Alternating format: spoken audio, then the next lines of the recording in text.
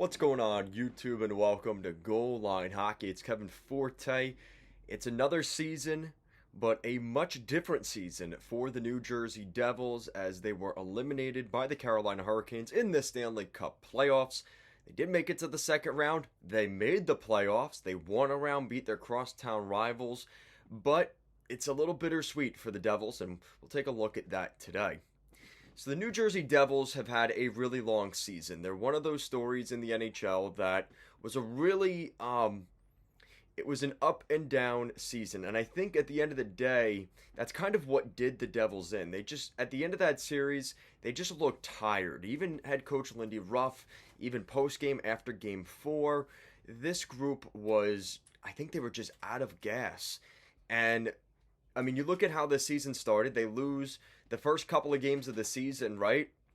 Terrible start to the season. Everybody in Jersey saying, fire Lindy. They wanted him out. And at that point, the expectation was, the Devils were probably going to fire Lindy Ruff within the first week of the season. And then everything changed.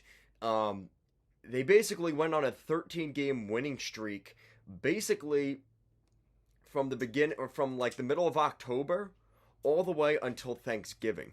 And the Devils were really one of those teams that for a while, up until probably December, was one of the best teams in the National Hockey League and was dominating the NHL standings. And it looked like the Devils were primed for that comeback season we've been waiting for. Now you've got the emergence of guys like Nico Hischier, Jack Hughes. Then you started to see some of the younger talent really take off, like Dawson Mercer and some of the other defensemen that have been there starting to get better as the season went along. So then the Devils went on a 6-game losing streak in December up until Christmas, and that was obviously a tough blow to that big 13-game winning streak. But the Devils kind of chugged along going into the new year. They played some really good hockey down the stretch. It was maybe a little bit more quiet than that 13-game winning streak, but they were consistently winning more games than they were losing. And they really, other than that 6-game losing streak in December, really weren't able to string together a lot of losses. This was a team that their longest losing streak, other than that 6-game losing streak, they had a 3-game losing streak. Other than that, there was a couple 1 or 2-game losing streaks, which every team will have. But the Devils were very consistent. Their ability to bounce back and not draw up those huge losing streaks really allowed them to have the type of success that the Devils fans have been clamoring for years now. And when you look at how the season kind of unfolded, they make it to the first round of the playoffs. They play the Rangers, kind of shock the hockey world, beating the Rangers in the first round, and we're probably going to see some changes there. You look at their top producers in the playoffs, Jack Hughes with 11 points in 12 games. That's excellent. Dawson Mercer with 7 points in 12 games. Again, he did score 3 goals. You would probably like to see a little bit more from the young stud, but he played really well this year. Another one everybody kind of forgets about, the huge signing from last offseason, Andre Palat. He's been huge for the Devils this season. He was also at the top of the team for goals and points this season. Nico Hischier, Eric Howla, we all know his new Howla Famer nickname there. Michael McLeod really stepped up. Jesper Bratt played fairly well. But then there's the guys that you were maybe hoping to see a little bit more from. And that was kind of the reason I think the Devils came up short. And it's not a discredit to these players because I think a lot of them played hurt. But Timo Meier with only 4 points, we would have liked to have seen a little bit more from him. Same thing for even a guy like Dougie Hamilton, who was a big point-producing defenseman. He was the biggest minus on the team during the playoffs, a minus 11. That's not really going to be a great look for him. And then you just didn't get enough of that secondary depth, and that kind of is what hurt the Devils. Yegor Sharangovich kind of struggled a little bit. Same thing for even Jesper Boqvist. Even Tomas Tatar, who was a minus 7. Some of those guys really struggled for the Devils on the ice in their depth in their bottom 6, and that really hurt them, specifically in the second round. Not to mention the goaltending also was not good. Like, they did not get a quality start from any of their goaltenders. You could argue game 5 maybe, because they gave up 2 goals and then a third in overtime, but they were never able to get a game where the goaltending just stole the show. And even game 3 when they won in New Jersey, it was such a back and forth game. They gave up 3 shorthanded goals in one game and still won by 4 goals. That never happens, especially in the playoffs. That's just such a big outlier from the reality of what you want in a structured playoff series. The Devils were that was never going to be a winning formula through the rest of the series, and the Devils kind of proved that was a big problem for them. You know, we were thinking maybe we could see Mackenzie Blackwood at some point. He hasn't played, I think, since December.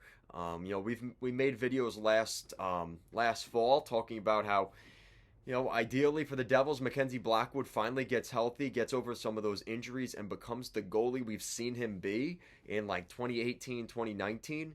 But we're starting to see like those days that's a bygone era, and Mackenzie Blackwood, who is going into a contract summer, likely will not play with the Devils ever again, and that's the grim reality. But you know, the good news is for the Devils, they have guys that are pretty much better replacements to a guy like Mackenzie Blackwood for next season.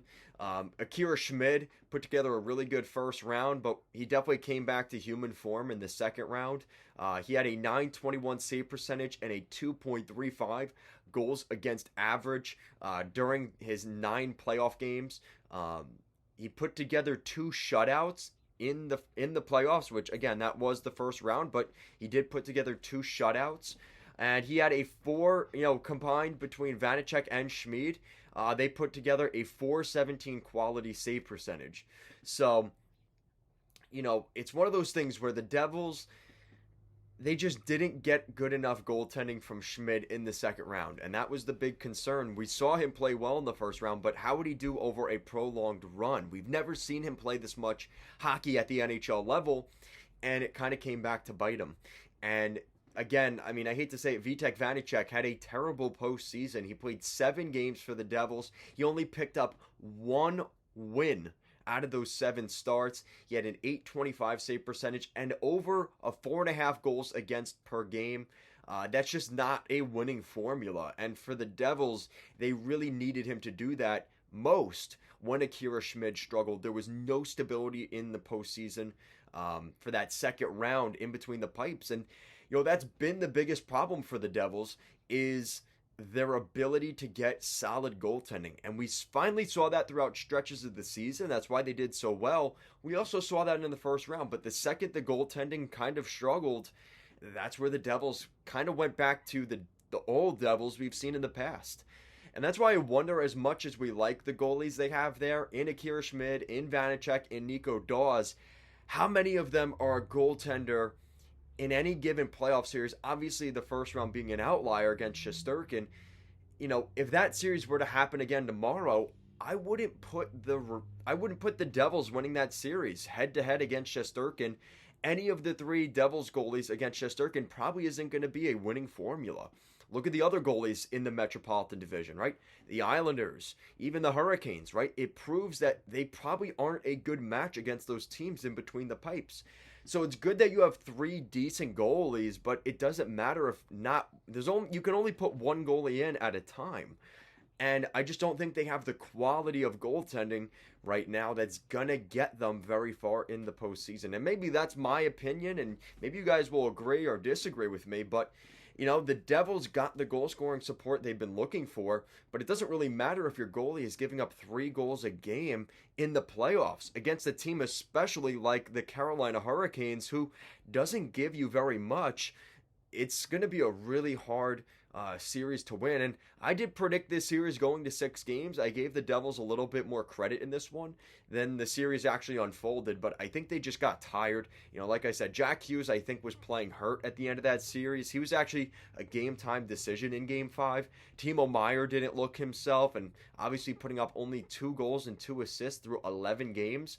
You know, you were expecting a little bit more from the trade deadline acquisition, but it is what it is. Guys get hurt, things happen, and that's unfortunately kind of how things unraveled for the Devils. You know, the Devils should be very proud of themselves being one of the final 8 teams in the NHL standings. You know, you look back to 2020 when they were drafting 2nd overall.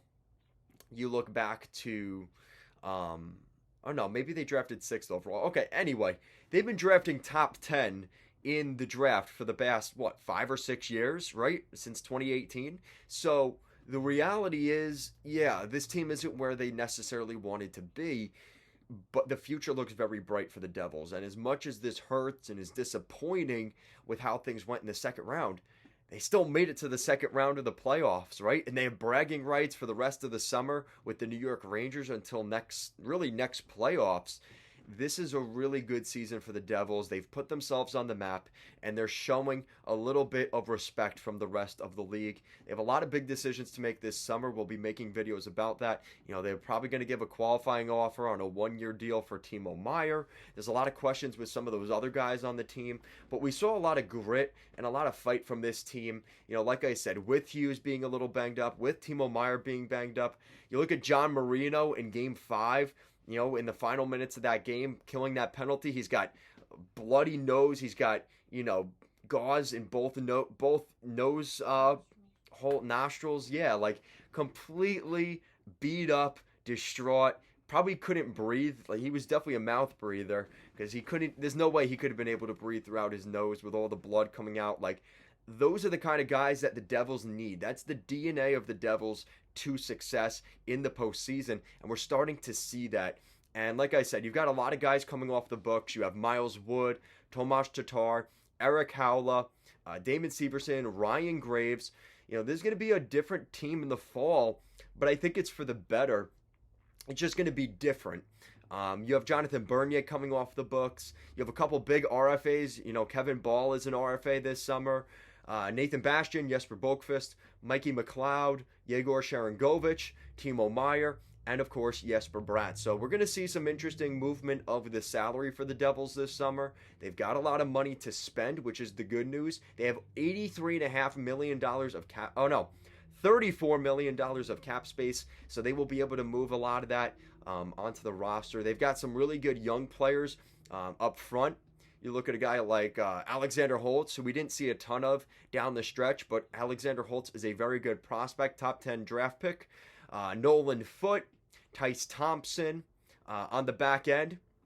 You have a couple guys like, I don't know, Simon Nemec, who might have been the third overall pick in last year's draft. So you have a third overall pick in Nemec, a 2026th overall pick in Alexander Holtz, Riley Walsh, who has been talked about very highly of.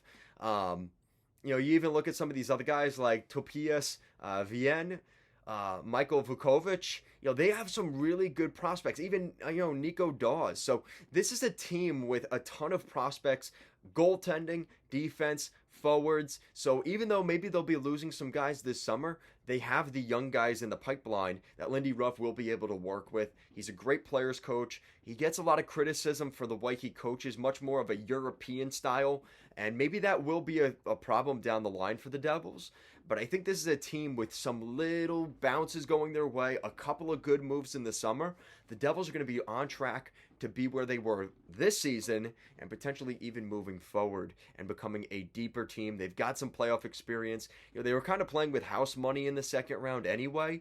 So I think the Devils should be very proud of themselves with what they did. But there is reason for concern, especially in between the pipes moving forward. So guys, that's it for today's video. Let me know what you guys think down below. What do you guys think of the New Jersey Devils this season? It was a promising season that ended with disappointment, but listen, you know, if you told me at the beginning of the year, the Devils would not only make the playoffs, but they would also beat their crosstown rivals in the first round, I think most Devils fans would be quite happy with that. So let me know what you guys think down below. Thank you so much for watching, and I'll see you again next time.